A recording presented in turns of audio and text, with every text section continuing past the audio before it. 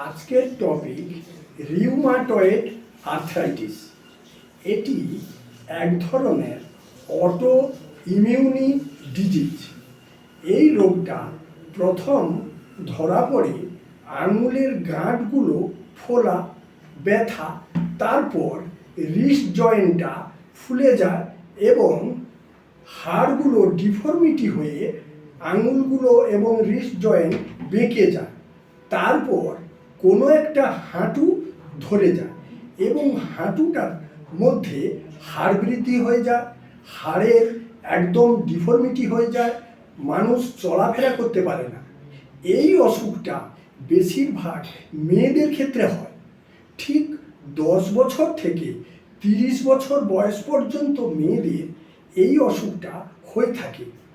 স্বাভাবিক জীবন একবারে শেষ হয়ে যায়, মানুষ চলাফেরা করতে পারে না, পরপর এমন মানসিক ডিপ্রেশনে চলে যায়, মানুষ এমন ডিপ্রেশনে চলে যায় তখন সুইসাইডিং টেন্ডেন্সিও চলে আসে।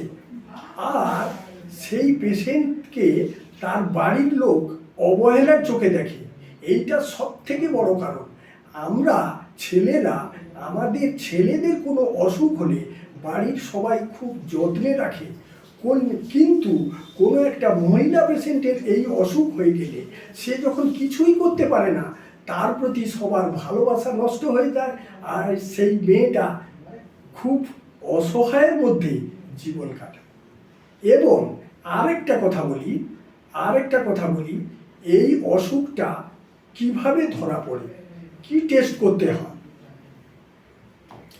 RA ফ্যাক্টর পজিটিভ ধরা পড়ে, ব্লাড টেস্ট করলে RA ফ্যাক্টর পজিটিভ এবং HLA-B27ও পজিটিভ হয়।